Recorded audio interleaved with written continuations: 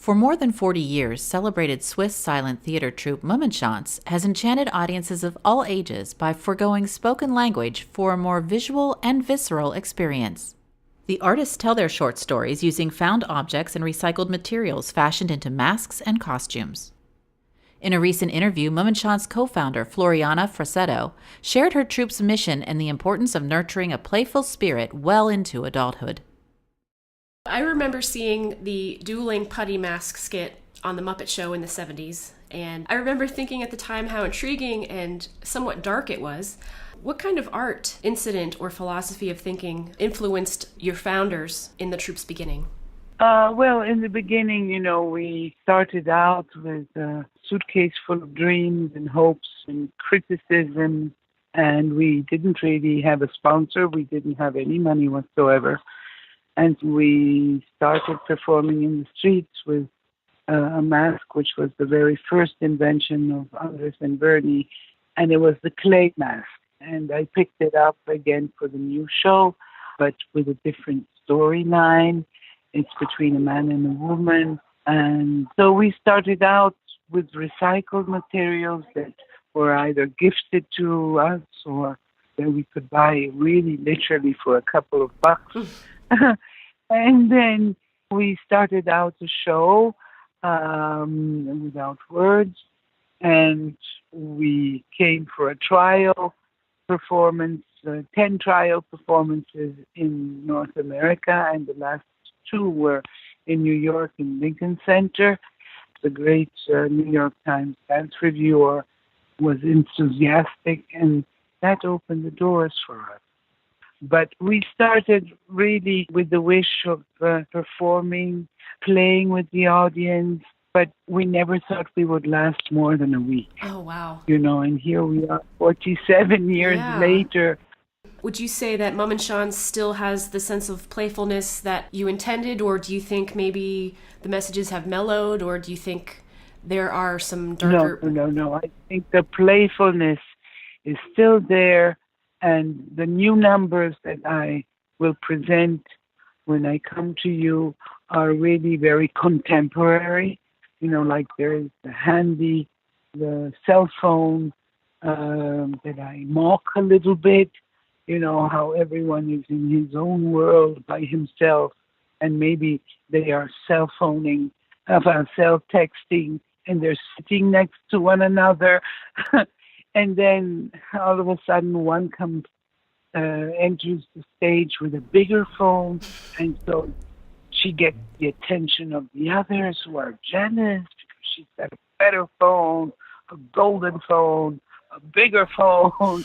And so they communicate with one another again.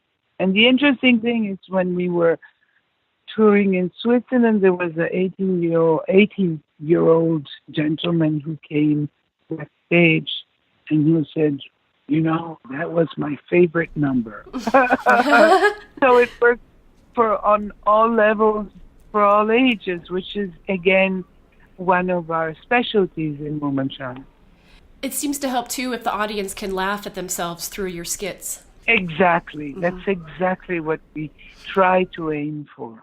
So I've read some comments on on your Facebook page. A lot of them are people reminiscing about their first experience with Mummenschanz. So can you explain how this show and this new show could be equally for the adults, other than just the fact that you've been around for many of their lifetimes?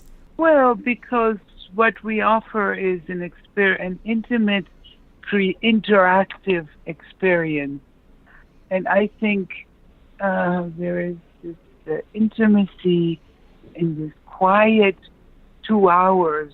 Of course, there are little sounds now that I've added. There's this duo of 2 violins that do a kind of pizzicato with their mask, that one is a viola and the other one a violin. And really everyone from 6 to 106 can play and identify themselves with it. The stories, it's about love, about jealousy, about misunderstanding. And then the first half, there is a whole fantasy world of seawater, underwater, of air, of earthiness. So, there are more abstract shapes. Then there is, again, the tube with the balloon that plays with the audience. I think people still need and love to play. Have you retired any skits? Well, yeah, I've retired plenty because I created new ones. But it doesn't mean we won't pick them up again. I did keep the hands. I did keep the clay mask and the tubes with the balloon because those are kind of big hits, and people are happy also to have, like in a singing concert, to have some of the oldies come back. So you did mention how some of the skits came to be with donated materials or found materials, plus the simple black background. Do you think the approach to your skit writing would be more challenging if you had to speak some of the actions, or is it more challenging to create a message using no words?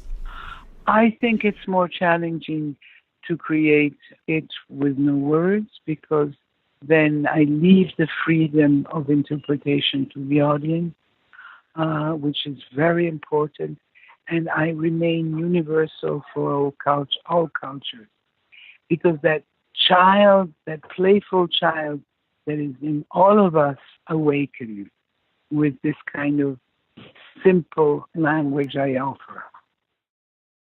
Mummenschanz will present chosen selections from more than 100 skits in the production You and Me at 4 p.m. Sunday, April 8th in Penn State's Eisenhower Auditorium.